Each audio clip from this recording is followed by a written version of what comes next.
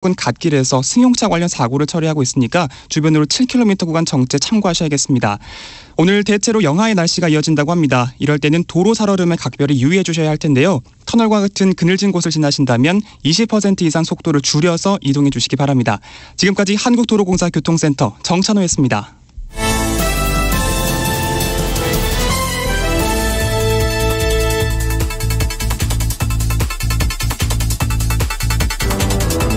주간 뉴스 브리핑. 토요일 주간 뉴스 브리핑은 경향신문 박순봉 기자와 함께하고 있죠. 박 기자 안녕하세요.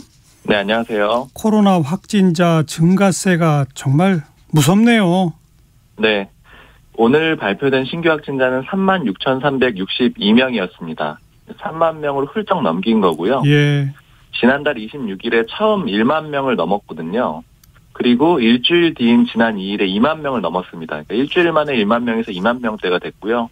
그리고 또 2만 명대에서 지금 3만 명대로 넘어선 건 사흘 만입니다. 예. 말씀하신 대로 확진자 증가에 가속도가 붙는 그런 양상이고요.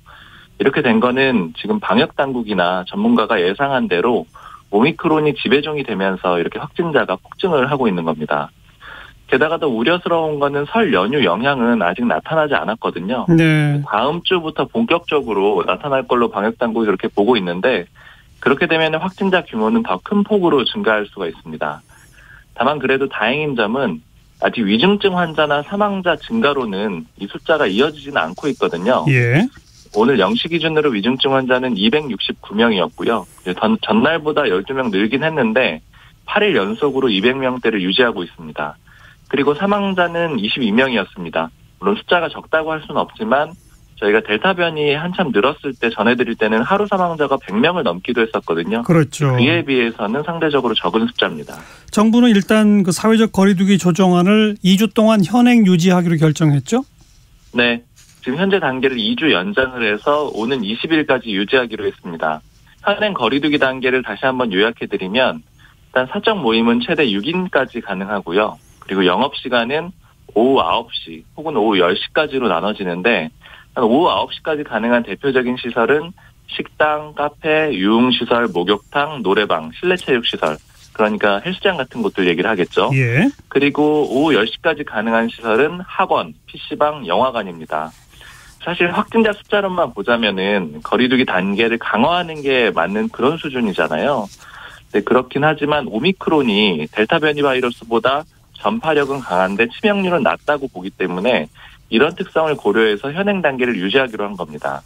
지금 방역당국이 보는 오미크론의 중증화, 치명률은 델타의 3분의 1 수준으로 보고 있습니다. 예. 방역당국은 가급적이면 거리두기 단계 강화 안 하겠다라는 그런 입장이고요. 그리고 현재 상태에서 의료 역량으로 지금의 확산세가 감당 가능해지면 일상 회복도 재추진하겠다 이런 입장도 내놨습니다. 네. 뭐 PCR 검사 등등의 의료 대응 방식은 이제 달라졌죠 이미. 네, 이런 소식들 그간에도 조금씩 전해드렸는데 일단 종합적으로 한번 말씀을 드리면은요. 역학조사는 간소화하기로 했습니다. PCR 검사, 기존에 하던 유전자 증폭 검사는 고위험군에게만 하기로 했고요. 예. 만약에 고위험군이 아닌 경우에는 신속항원 검사를 먼저 하는 그런 방식으로 바뀌었죠.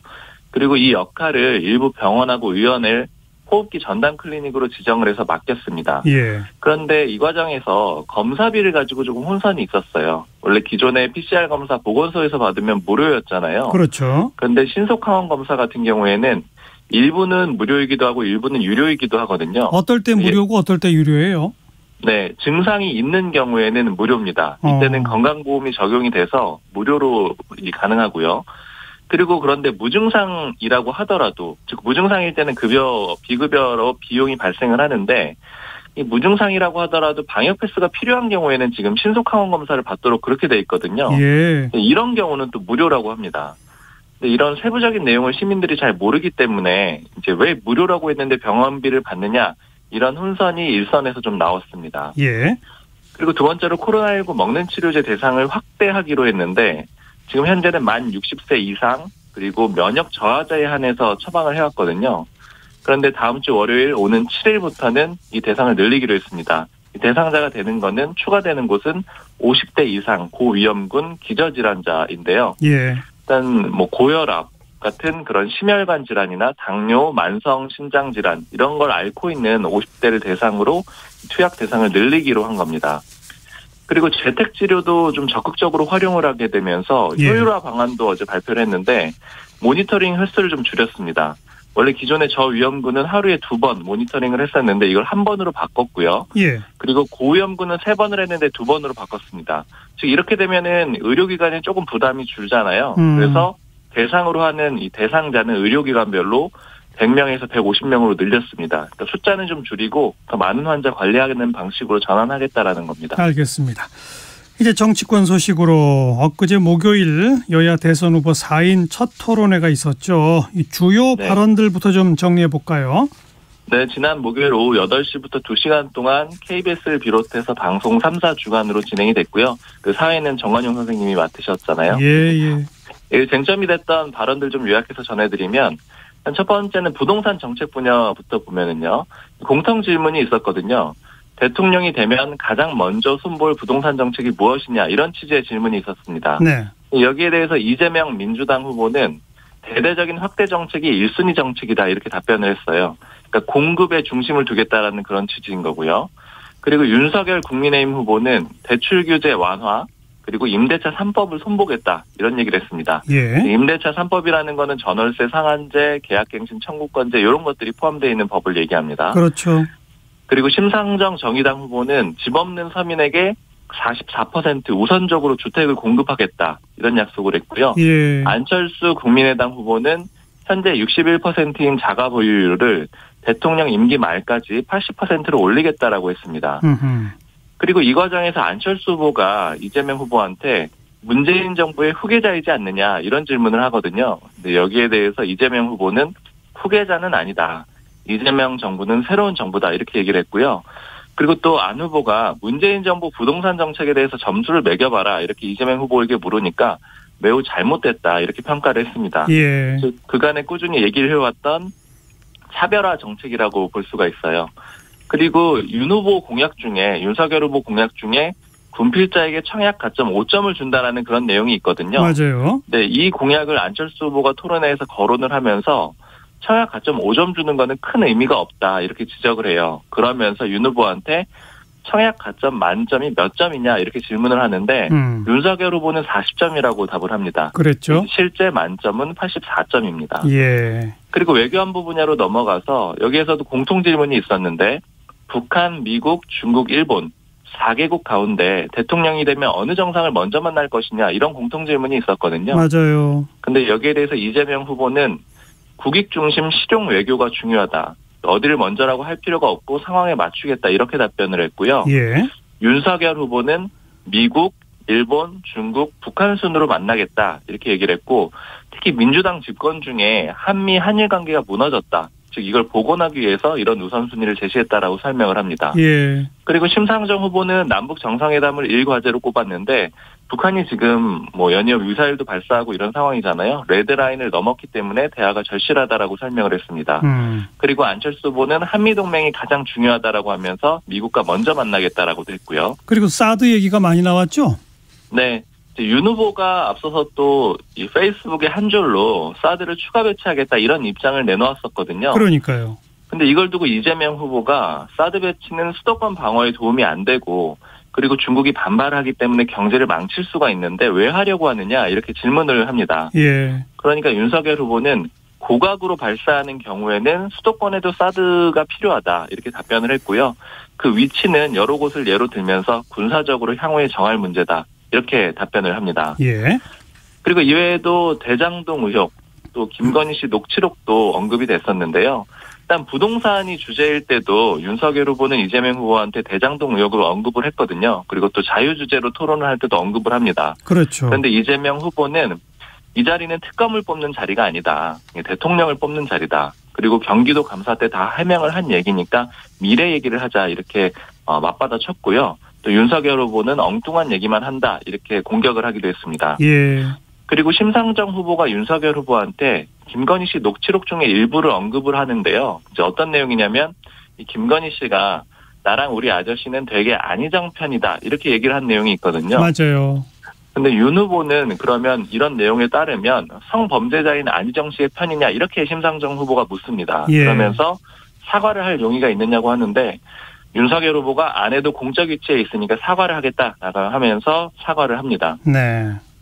그리고 이런 의혹들 가지고 공방이 있었지만 이제 또 다른 내용도 있었어요. 안철수 후보가 나머지 3명의 후보에게 국민연금 개혁의 필요성을 제안을 했고 세 후보 모두 동의를 한다라고 해서 누가 대통령이 되더라도 이걸 추진하자 이런 내용도 나왔고요. 예. 그리고 또 한 가지 특징이 있었던 거는 지금 김건희 씨 녹취록은 살짝 언급이 되긴 했지만 전체적으로 이재명 후보나 윤석열 후보의 가족 관련된 리스크들 여기에 대해서는 4명의 후보 모두 특별히 강한 공격을 하거나 거론하지는 않았습니다. 토론회 끝난 뒤에 뭐 어찌 보면 당연한 얘기지만 각 당은 자기 후보가 잘했다. 상대 후보는 이런 문제가 있다. 비판하고 뭐 계속 그 연장전이 벌어지고 있죠.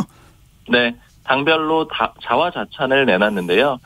대표적인 것만 전해드리면 민주당의 송영길 대표는 어제 페이스북에 막힘없이 본인의 철학과 비전을 설명해내는 후보와 자료가 없으면 자신의 주장을 하지 못하는 후보 간 토론이었다. 이렇게 얘기를 했는데 즉 막힘없이 하는 후보는 이재명 후보, 예. 자료가 없으면 못하는 후보는 윤석열 후보 이렇게 평가를 한 겁니다. 그리고 이준석 국민의힘 대표는 어제 CBS 라디오에 출연을 해서 기세 싸움에서 확실히 검찰총장의 힘이 무엇인지 보여준 우리 윤 후보가 단연코 1등이다. 이렇게 얘기를 했고요. 아하. 이재명 후보는 3등이라고 평가를 했거든요. 대장동으로 가면서 상당한 부담을 느끼고 위축된 자세를 보인 것 같다. 이렇게 평가를 했습니다. 예. 그리고 국민의당의 이태규 총괄선대본부장은 어제 KBS 라디오에 출연을 해서 안철수 후보가 토론 주제에 대한 이해도가 제일 높았다라고 얘기를 했고요. 그리고 사자평가도 했는데 글자 4글자로 평가를 했는데 안철수 후보는 개혁 본색 이렇게 얘기를 했고 이재명 후보는 대량 난감, 윤석열 후보는 허장성세, 심상정 후보는 진보 장렬 이런 식으로 평가를 했습니다. 아하. 예. 그리고 조성주 정의당 선대본부 종합상황실장도 KBS 라디오에 출연을 했는데 토론으로 맨날 1등하던 사람이 또 1등하고 오겠지라고 생각을 했다. 즉 심상정 후보가 또 1등을 했다라고 얘기를 한 거고요. 또 심상정 후보가 다른 중요한 이 후보들의 정책을 잘 짚었다라고 얘기를 했습니다. 네. 그리고 민주당에서는 토론회 과정에서 윤석열 후보가 잘 모른다라고 답을 했던 아리백 그리고 텍소노비 이런 것들 용어를 거론을 하면서 추가 공격을 했는데 이게 기후 용어인 거거든요. 먼저 박 기자가 아리백이 뭔지 좀 설명해 주시면. 이 재생에너지를 이제 100% 활용하자 이런 예. 취지의 내용이라고 보시면 되는데요. 그러니까 재생에너지 100% 쓰지 않는 그 기업하고는 거래 안 하겠다라고 세계 유수 기업들이 이제 자발적으로 약속하는 그런 거죠. 맞습니다. 이게 토론회 때 이재명 후보가 거론을 하면서 이 아리백에 대해서 어떻게 대응을 할 것이냐 이렇게 물어봐요. 예. 그러니까 윤석열 후보가 아리백이 뭐냐 뭔가 이렇게 답변을 합니다. 즉 잘 모르겠다라고 하거든요. 예. 이후에 이재명 후보가 살짝 설명을 해주니까 윤석열 후보가 현실적으로 가능하지 않다 이렇게 답변을 합니다. 그랬죠. 그런데 이 이후에 어제 민주당 의원들이 페이스북이나 아니면 회의에서 윤 후보가 잘 몰랐다라는 점을 집중적으로 공격을 해요. 윤호중 민주당 원내대표 같은 경우에는 대선 후보가 이걸 모른다는 게 충격이었다라고 했고요. 또 이해식 의원이나 양이원영 의원도 페이스북에다가 이 모른다라는 점을 비판을 했습니다. 윤석열 후보는 어제 기자들한테 이렇게 얘기를 합니다. 대통령이 될 사람이 무슨 아리백이나 이런 걸 모를 수도 있는 게 아니겠느냐 이렇게 답변을 했고요. 예. 그리고 그 조정훈 시대전환 의원 같은 경우에는 민주당을 비판을 했습니다. 이게 너무 엘리트 정당 아니냐 이런 취지의 글을 올렸는데요. 예. 이런 내용들은 국민들에게도 매우 낯설고 어려운 개념일 수밖에 없다 이런 지적을 했습니다. 네. 그리고 8일 다음 주 화요일에 두 번째 토론회를 할 수도 있다면서요? 네. 한국기자협회가 추진하고 있는데요. 어제 4명의 후보에게 토론회를 하자라고 제안을 했고 4당 모두 참석을 하겠다라는 의사를 밝혔습니다. 그래서 예. 진행될 가능성은 매우 높아요. 예. 한국기자협회가 잡고 있는 예정 시간은 오는 8일 오후 8시부터 2시간 동안이고요. 방송사는 JTBC입니다. 근데 이제 오늘 지금 4당의 토론 실무진들이 만나서 룰미팅, 그 규칙을 어떻게 할지를 정할 거거든요. 예. 그래서 가능성은 높은데 아직 100% 확정이라고는 볼 수가 없고요. 특히 왜냐하면 국민의힘 선대본부 TV토론 협상단이 어제 입장문을 냈는데 조건을 제시를 했습니다. 일단 첫 번째는 모든 방송사가 생중계를 해야 되고 두 번째는 사회자를 좀 중립적인 인물로 해야 된다. 이런 조건을 내걸었거든요. 그래서 이제 오늘 추가적인 논의는 지켜봐야 됩니다. 예. 그리고 법정 토론회는 이 날짜가 확정돼 있죠? 네, 법정 토론회는 이제 공식 선거운동 기간이 되면은 중앙선거관리위원회 주관으로 하게 되는데 오는 21일 그리고 25일 그리고 다음 달인 3월 2일에 열리게 돼 있습니다. 이게 3회로 정해져 있고요. 방금 전해드린 소식처럼 또 사자 간의 협의가 되면 추가 토론회는 더 열 수 있습니다. 있을 수도 있는 거고요. 네. 그리고 요 며칠 사이에는 이재명 후보의 부인 김혜경 씨의 어떤 뭐 갑질 내지는 법인카드 사적 의혹 뭐 이런 의혹이 불거졌죠. 내용 먼저 정리해 주시면. 네. 일단 지방자치단체장 배우자의 사적 활동은 공무원이 수행하거나 의전하거나 이렇게 지원을 할 수가 없도록 돼 있거든요. 그런데 이재명 후보가 경기지사 시절에 경기도청 공무원이 김혜경 씨를 수행을 하고 사적인 업무를 도와준 겁니다. 예를 들자면은 약을 대리 처방해 준다거나 음식을 배달해 준다거나 아니면 아들의 퇴원 수속을 대신 밟아줬다 또는 옷장을 정리해줬다 이런 의혹이 제기가 된 거고요. 예. 이걸 수행을 했던 거는 5급 별정직이었던 배모 전 사무관 그리고 7급 공무원 A씨였는데 이 김혜경 씨의 수행 업무를 했다라는 이런 의혹이 제기된 거예요. 근데 여기에 대해서는 이렇게 알려지게 된 거는 이 7급 공무원 A씨가 5급 별정직이었던 배 전 사무관으로부터 갑질을 당했다. 이런 업무를 수행하던 중에 이런 일이 있었다라고 폭로를 했기 때문입니다. 예.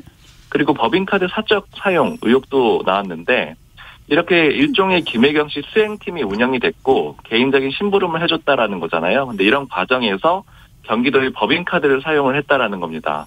뭐 예를 들어서 고깃집에서 개인카드로 결제를 했다가 취소를 하고 다시 경기도 법인카드로 다시 결제를 했다거나 또 법인카드 적정 사용 상한이 12만 원으로 돼 있거든요. 예. 이걸 맞추기 위해서 일부 쪼개기 결제를 했다. 이런 의혹도 제기된 상태입니다. 이재명 후보는 거듭 사과했죠?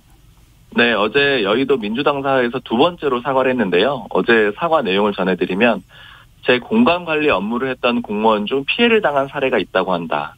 논란이 되는 점에 대해서 다시 한번 국민 여러분께 사과드린다. 이렇게 얘기를 했고요. 예. 또 어차피 관련 기관에 수사 감사가 개시됐기에 그 결과에 따라서 상응하는 책임을 충분히 지겠다라고 얘기를 했습니다. 그리고 앞서 의혹이 제기됐을 때 아까 배 전 사무관이 갑질을 했다라는 의혹을 7급 공무원 A씨가 제기했다라고 말씀드렸잖아요. 예. 이 배 전 사무관이 자기 책임이다 이렇게 주장을 하는 입장문을 내놨었거든요. 그 의약품은 자신이 대리 처방을 받은 것이고 나머지 심부름 같은 것들은 잘 보이기 위해서 그냥 한 일이다 이렇게 밝혔습니다. 그리고 민주당 선대위는 지금 배 전 사무관이 7급 공무원한테 이 사적 심부름을 시킨 것에 대해서는 이재명 후보 부분은 직접 관여하지 않았다 이런 입장을 내놓고 있습니다. 네. 마지막으로 그 아들 50억 퇴직금으로 논란이 됐던 곽상도 전 의원 어젯밤에 결국 구속이 됐네요. 네, 어제 서울중앙지법에서 구속 전 피의자 신문, 즉 영장을 발부할지 말지 법원이 판단하는 그런 절차가 있었는데 법원이 구속영장을 발부를 했습니다. 이 법원은 주요 범죄 혐의가 소명이 되고 증거인멸의 혐의가 있다, 염려가 있다 이렇게 밝혔는데요. 예. 이게 두 번째 구속영장 청구였어요. 앞서서는 기각이 됐었거든요. 작년 12월이었는데 65일 만에 다시 청구를 해서 발부가 된 겁니다. 검찰이 좀 보완 수사를 했거든요. 원래는 이 특가법상 알선수재 혐의만 제기를 했었는데 이거 외에도 뇌물수수, 정치자금법 위반 혐의를 추가를 했다 그래요. 예. 그래서 검찰이 보고 있는 혐의를 좀 정리를 해보면은 곽상도 전 의원이 2015년에 대장동 사업자 선정을 앞두고 이 화천대유의 컨소시엄 구성을 도와줬고 그리고 2016년에 국회의원이 된 다음에는 사업 편의도 봐줬고 그리고 그런 대가로 아들 퇴직금 명목으로 50억 원, 세전으로 50억 원을 받았다 이렇게 본 겁니다. 예. 그리고 또 이외에도 천화동인 4호 소유 주인 남욱 변호사로부터 5천만 원을 받았다라고 보고 있는데 이것도 정치자금법 위반 혐의를 적용을 했습니다. 검찰로서는 이렇게 되면서 일단 50억 클럽이라고 불리는 인물들 중에 첫 번째 신병 확보에 성공한 상황이고요. 그렇죠. 앞서서 50억 클럽 관련된 인물들은 여러 명이 거론이 됐었는데 뭐 대표적으로 박영수 전 특검, 또 권순일 전 대법관, 또 머니투데이 홍모 회장 이런 사람들이 거론이 됐었는데 조사는 했었거든요. 근데 아직 뚜렷한 진전은 없는 상황입니다. 알겠습니다. 주간 뉴스 브리핑 오늘 여기까지예요. 경향신문 박순봉 기자 고맙습니다. 감사합니다. 정관용의 시사본부 듣고 계십니다. 12시 32분 지났네요. 기상청 또 교통정보센터 연결해서 날씨와 도로 상황 알아보겠습니다. 먼저 기상청의 박다효 씨. 네, 어제가 봄의 시작이라는 절기 입춘이었는데 날은 더 추워졌습니다. 오늘 서울의 아침 기온 영하 9.7도로 평년보다 5도 가까이 낮았는데요. 한낮에도 서울이 영하 3도, 춘천 영하 2도, 대전 0도에 머물겠고 광주도 영상 1도, 대구 2도 등 체감온도는 영하권을 맴돌겠습니다. 경기 북부와 강원 영서, 산지, 일부 충북엔 한파 경보가 내려져 있어서 옷차림 더 따뜻하게 해주셔야겠고요. 이 추위는 다음 주 중반이 돼서야 조금 누그러지겠습니다. 전남과 제주 산지에는 밤새 대설특보가 발효 중인데요. 찬바람이 서해상을 지나며 눈구름대가 계속 유입되고 있습니다. 앞으로 충남에 1에서 3cm, 전라권은 1에서 5cm가 더 올 텐데 오늘 오후 소강 상태에 들었다가 내일 오전까지 오락가락 하겠고요. 제주 산지에는 최대 10cm가 내릴 수 있겠습니다.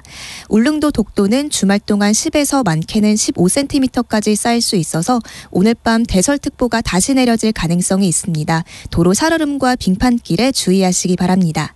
지금 서울의 기온 영하 3.3도입니다. 날씨 정보였습니다. 이어서 이 시각 교통정보입니다. KBS 교통정보센터의 정현정 씨입니다. 네, 연휴 후에 맞이하는 첫 주말입니다. 이번 주말은 심각해진 코로나19 상황과 추워진 날씨에 주말 교통량은 평소보다 줄겠습니다. 오늘 도로 상황 많이 어렵진 않은데요. 다만 강원도로 향하는 길은 예외입니다. 서울에서 강릉까지 최대 3시간 30분 정도 소요되겠고요. 안 막힐 때보다는 50분 정도 더 소요되고 있습니다. 강릉 가는 길 영동고속도로 정체는 오전 8시부터 시작이 되는데요. 현재도 용인과 원주 지역에서 최대 혼잡 수준 보이고 있습니다. 경부고속도로 상황은 서울로 들어오는 길입니다. 비룡분기점 부근 1, 2차로에서는 장애물이 있습니다. 미리 3차로로 차로 변경이 필요하고요. 반대 부산 쪽으로는 한남에서 반포까지와 천안분기점에서 정체 이어집니다. 서울 양양고속도로 상황은 양양으로 향하는 길입니다.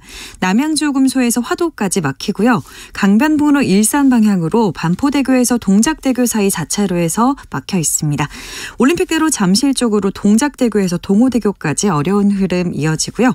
북부간선도로는 의정부 방향으로 월계 1교에서 노원교까지 차량들 속도 못 내고 있습니다.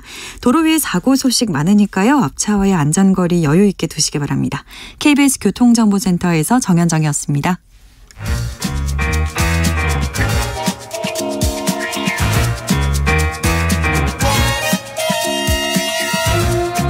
KBS 1라디오의 시계는 쉬지 않고 돌아갑니다. 주말 정오, 정관용의 시사본부.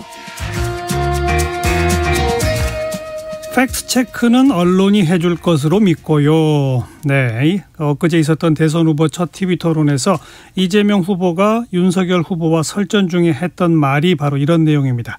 자, 항상 그 TV토론이 펼쳐지고 나면 누가 틀렸는지, 틀린 용어를 누가 사용했는지, 숫자를 누가 잘못 말했는지 뭐 이렇게 팩트체크를 후에 언론들이 쭉 하게 되죠.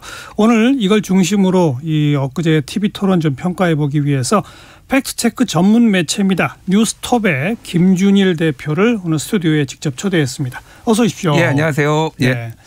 사실 그 대선 후보로서 토론 준비를 아무리 많이 해도 서로 상호 공방하고 이야기하고 하다 보면 숫자 틀리고 뭐 기억 좀 잘못되고 이렇게 팩트체크에 걸리는 경우가 없을 수가 없죠. 다반사죠. 그리고 이번 첫 TV 토론에서도 그러니까 어떤 맥락인지는 알겠는데 아주 디테일하게 들어가면은 좀 틀린 발언들이 그렇죠. 꽤 많았어요. 그죠. 예, 예. 네 후보 다 조금씩 틀렸죠. 다 조금씩 틀렸습니다. 예.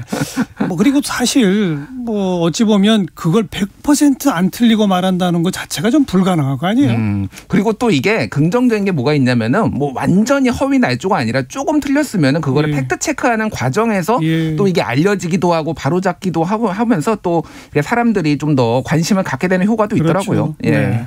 우리 김준일 대표는 그 팩트체크 전문 언론사를 지금 꾸려가는 기자 출신으로 예, 꾸려가는 예. 입장에서 유심히 또 TV 토론을 지켜보셨을 거 아니에요? 예, 예. 총평을 한마디 하신다면. 근데 사실 제 총평보다 우리 청취자분들은 우리 정관용 진행자 평가가 더 궁금하실 것 같아요. 직접 예. 진행도 하셨으니까 말씀하시기가 좀 조심스러울 것 같은데. 저의 총평은 예. 네 분 다 잘하더라. 예. 얘가 여기서 뭐 누가 잘했다 어떻게 말합니까? 그렇죠. 예. 예. 이미 익숙한 예상된 답변하셨는데 사실 저는 이렇게 평가하고 싶어요. 소문난 잔치에 각자 먹고 싶은 거 먹고 먹고 왔다. 아하. 예. 먹을 게 없었다까지는 아닌 것 같고요. 예. 먹을 거는 분명히 있었고요. 각자 먹고 싶은 거 뷔페였거든요. 그렇죠. 그러니까 뭐 누구는 초밥 좋아해서 초밥만 드시고 오셨고요. 누구는 뭐 고기 많이 드셨고요. 그런 것 같습니다. 그리고 그게 뭐 저도 한두 마디 하자면 각자 후보별로 이번 TV 토론에 나는 이런 전략으로 임하겠어. 라는 전략이 있을 거 아닙니까? 전략이 있었죠. 예. 각자의 전략대로 한 거예요. 전략대로 했습니다. 맞아요. 그리고 그 각자의 전략이 가다가 예를 들어서 큰 실수 같은 게 빚어지면 엄청 꼬이게 되는데 누구도 그런 큰 실수는 안 한 겁니다. 그러니까 각자 자기가 하고자 하는 전략대로 했다. 그렇죠. 이 정도가 맞는 것 같아요. 네, 맞습니다. 근데 이제 그 전략이 옳았는지 그렇는지는 정말 유권자들이 판단하겠죠. 그래서 저는 이제 각 지지자분들을 좀 만나보기도 하고 온라인에서 얘기도 들어봤는데 다들 자기 후보가 제일 잘했다고 말씀하시더라고요. 근데 이제 중도층에 있는 분들을 어떻게 각자의 전략이 효과적으로 먹혔는지 이건 이제 나중에 드러나는 거죠. 예, 맞습니다. 자, 이제 팩트 체크로 좀 가서 뭐 각 정당별로 볼까요? 이재명 후보 팩트 체크에서 첫 번째 걸리는 거는 뭐예요? 예, 이재명 후보 대중 무역 흑자 이거 숫자 완전히 틀렸죠. 예, 뭐 그러니까 그 사드 배치와 관련해서 이를테면은 중국의 무역 흑자가 가장 큰데 그거가 이제 뭐 수출이나 무역 흑자에 영향을 받을 수 있다라고 하면서 대중국 무역 흑자가 50조 원 정도 된다라고 얘기를 했어요. 이게 수치는 좀 틀렸는데 이제 어떤 맥락인지는 우리가 좀 이해를 할 필요가 있습니다. 그러니까 2018년까지요. 2018년까지 연 50조 원씩 한국이 수출로 이득을 받습니다. 근데 2019년에 이제 소위 말해서 사드 보복 이후로 그렇죠. 그때 34조 원 정도로 됐고요. 작년에는 29조 원 정도로 많이 줄었어요. 그러니까 계속 회복이 안 되고 있다. 근데 옛날 기준으로 보면 50조 원이 맞고요. 그럼 그 얘기는 이재명 후보 측에서 보면 사드 보복 얘기하다 나왔으니 사드 보복 이전에 50조씩 우리가 흑자하던 중국이다. 그렇죠. 이런 의미다라고 말할 수 있겠네요. 그러니까 그렇게 해석할 여지가 충분히 있는 게 하나가 있고 또 하나는 지난해 국가별 무역 흑자 규모로 보면은 1등이 중국이 아닙니다, 사실. 1등이 홍콩이에요. 바뀌었군요. 352억 달러 그리고 그다음이 베트남 328억 달러 그리고 중국이 243억 달러예요. 그래서 중국이 243억 달러가 한 29조 원 정도 되는 거예요. 그러니까 사실 근데 홍콩도 어떤 분들은 중국이라고 보시잖아요. 일국 양제니까. 근데 두 개 합치면은 50조 원이 넘습니다. 또 홍콩하고 중국하고 합치면 60조 원 정도 되거든요. 그러니까 뭐 이제 여러 가지 해석의 여지가 있는 거죠. 그건 좀 이해가 되는 그 숫자 차고. 그다음에 또 그 윤석열 후보 경우에는 이 최저임금, 그다음 주 52시간 근무에 대해서 심상정 후보 질문 받고 답하는 과정에서 조금 좀 헷갈린 부분이 있었죠. 그러니까 그런 말 했느냐 안 했느냐 뭐 이런 거. 심상정 후보가 노동 문제 어떤 인식에 문제가 있다. 주 120시간 뭐 이런 거를 이제 공격을 했죠. 최저임금 폐지에. 그러니까 나는 최저임금 폐지 얘기한 적 없다. 윤석열 후보가 이렇게 얘기를 해서 진실 공방에 살짝 있었죠.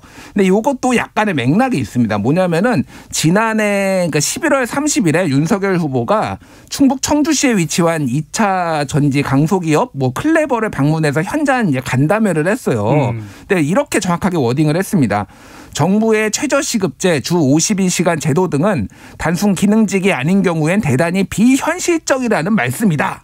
그러면서 좀 뒤에 있다가 비현실적인 제도는 다 철폐하도록 하겠다. 철폐라는 단어. 그러니까 앞에는 이런 것들이 비현실적인 부분이 있다라고 하고 비현실적인 거는 다 철폐하겠다라는 거에 최저임금하고 이를테면 주 52시간이 들어간 걸로 충분히 읽힐 수가 있는 거죠. 근데 이거 언론 보도가 난 다음에 약간 역풍이 불었어요. 최저임금은 헌법에 나와 있는 건데 그럼 자기 마음대로 고칠 수 있는 거냐라고 하니까 한 일주일 뒤에는 최저임금제 폐지 얘기한 적 나는 없다. 비현실적인 제도를 고치겠다라는 거였지. 이거를 관훈 토론이나 이런 데 나와서 또 얘기를 했어요. 그러니까 윤석열 후보 입장에서는 단순 말실수지 최저임금 폐지 나 얘기한 거 아니야라고 얘기할 만한 부분이 있는 거고 뭐 심상정 후보 입장에서는 아니 언론 보도에 다 나와가지고 최저임금 폐지 당신이 얘기했잖아라고 볼 여지가 있는 거죠. 그러니까. 네. 주 52시간 부분도 일부 수정의 필요는 있다는 정도의 취지다는 거죠, 결국은. 그러니까. 뭐 윤석열 후보 측은 그렇게 얘기를 이제 추후에 다시 얘기를 했지만은 당시의 발언은 철폐로도 충분히 읽힐 수 있는 상황적인 맥락이 있었다라고 이제 보여지는 거죠. 그런 발언이 한 번 있었고 추후 해명이 있었다. 그렇죠. 그런 얘기로군요. 그다음 대장동 관련해서 그 심상정 후보가 이 공공주택이 대장동에 없다 이런 발언했었고 그다음에 이재명 후보는 공공주택을 늘리거나 하는 건 지자체가 하는 게 아니라 정부가 해야 되는 거다. 이런 발언들이 오갔잖아요. 거기서도 좀 체크할 게 있죠. 일단 두 분 다 틀렸고요.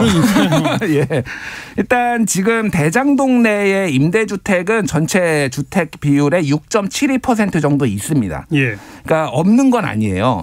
근데 이게 이제 심상정 후보의 맥락은 뭐냐면은 이 원래 이제 법으로 보면은 도시개발법상에는 이제 25% 정도를 이런 공공주택으로 하게 돼 있는데 그거를 지자체나 이런 개발 과정에서 플러스 마이너스 10% 정도로 할 수 있게 유두리가 있어요. 소위 말해서. 근데 당시에 대장동을 성남도시개발공사가 진행을 하면서 15%를 짓겠다. 그러니까 최소한도로 법이 정해준 한도에 최저 한도로 짓겠다라고 추진을 했는데 그것도 잘 안 된 거예요.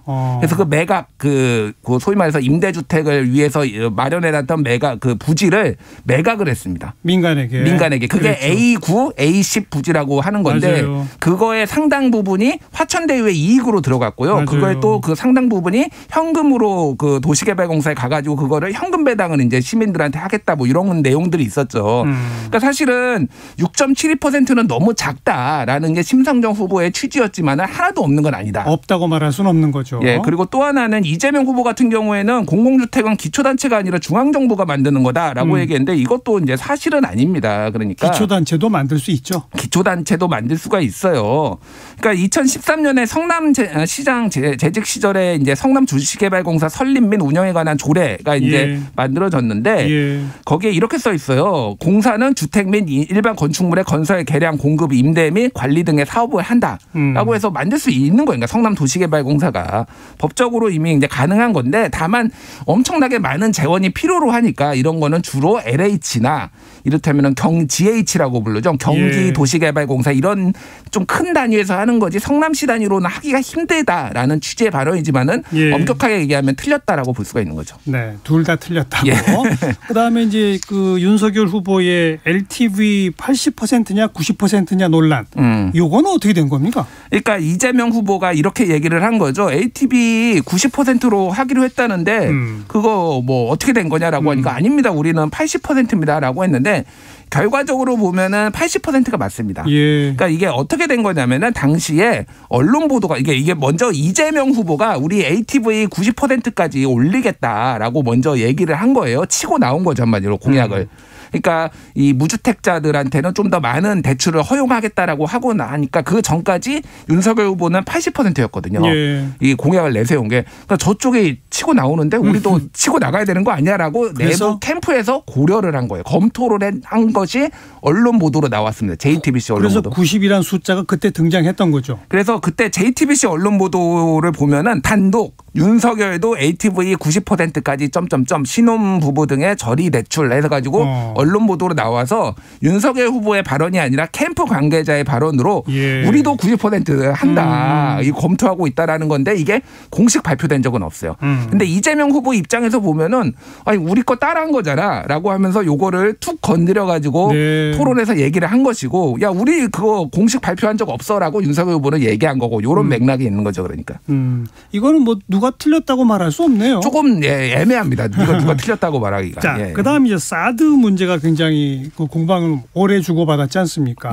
이거는 이재명, 윤석열 후보뿐 아니라 심상정, 안철수 후보까지 다 끼어들어서 이제 언급들을 했는데 여기서 팩트 차원에서 먼저 짚어볼 게 그 빈센트 브룩스 전 주한미군 사령관이 어떤 발언을 했는지 그 발언의 어떤 내용과 취지에 대해서 조금 다른 주장을 폈어요. 그러니까 이게 언론 보도, 미국의 언론 보도로 알려진 거예요. 그래서 우리 나머지 한국 언론들이나 나머지 언론들이 정확한 그 워딩, 그 발언을 알 수가 없습니다. 근데 이게 미국의 자유아시아 방송이라는 RFA라는 곳에서 브룩스를 인터뷰를 해서 나온 거거든요.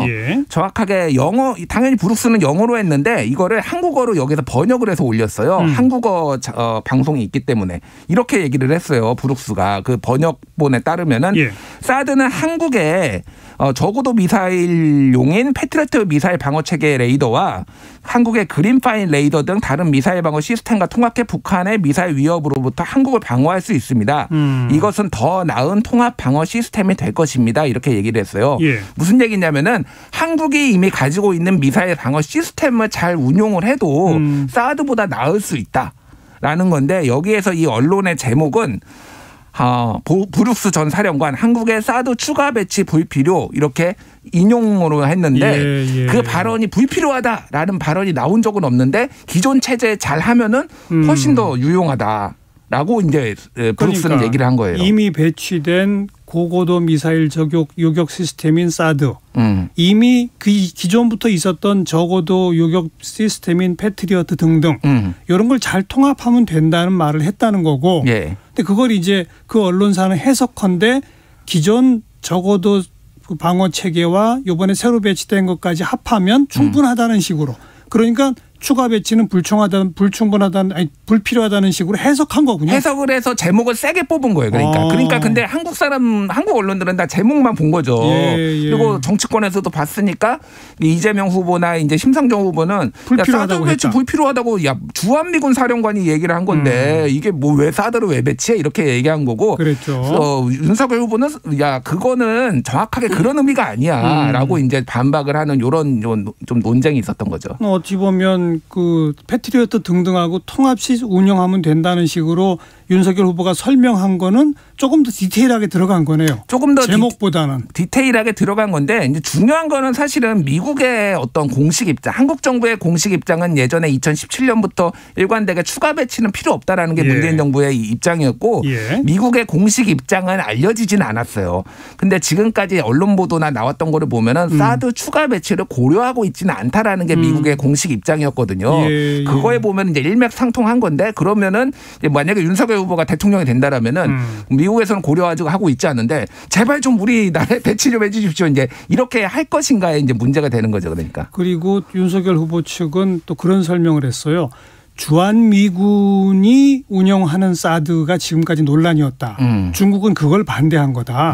근데 내가 대통령이 되면 한국군이 우리 예산으로 사드를 사가지고 한국군이 운영하는 사드를 추가 배치하겠다는 거다.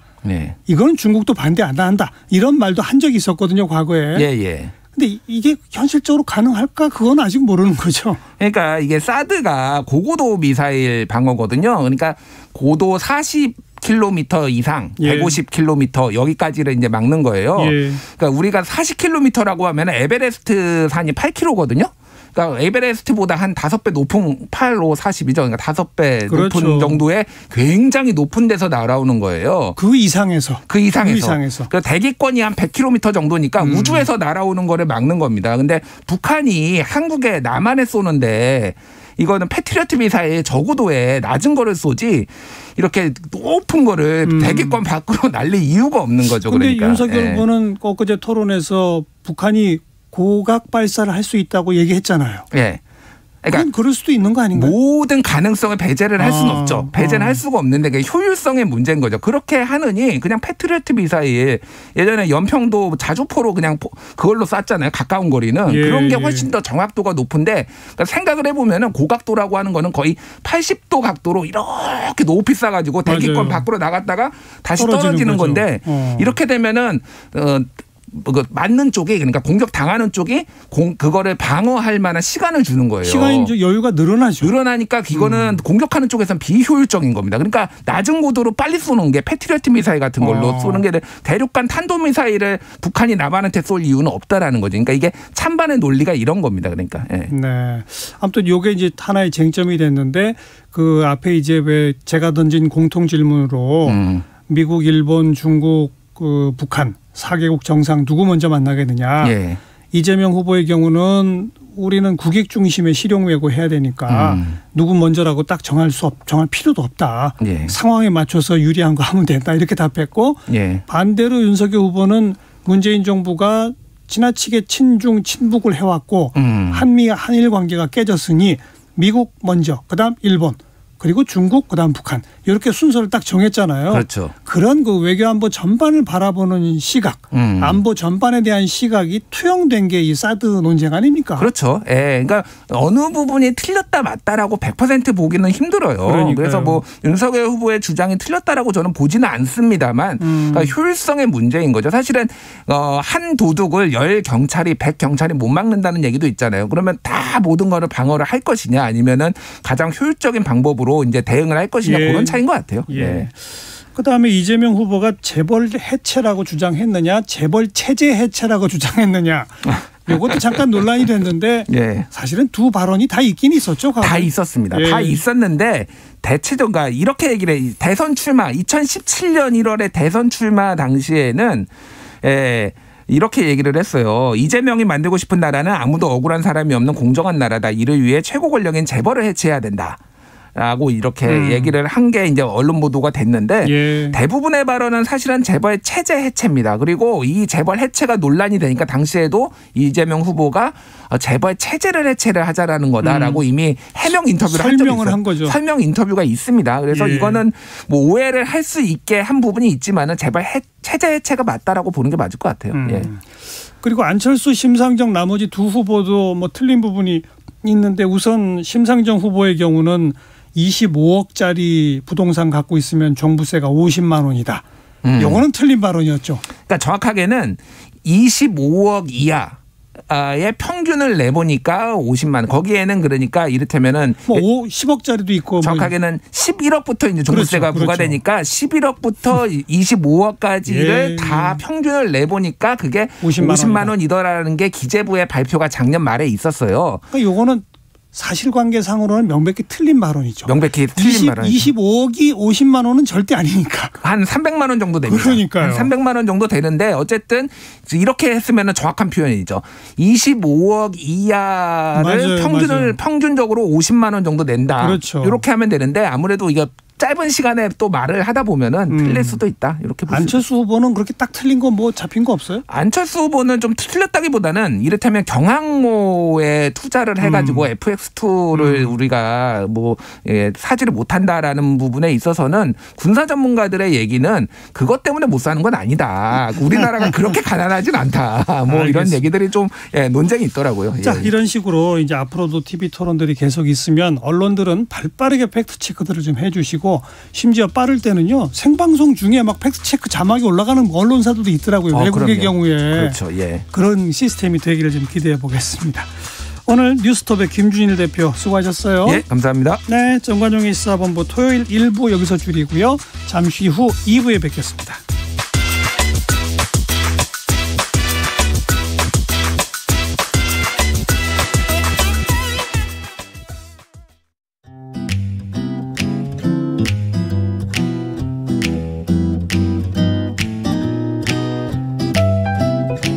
안녕하세요. 바른말 고운말입니다.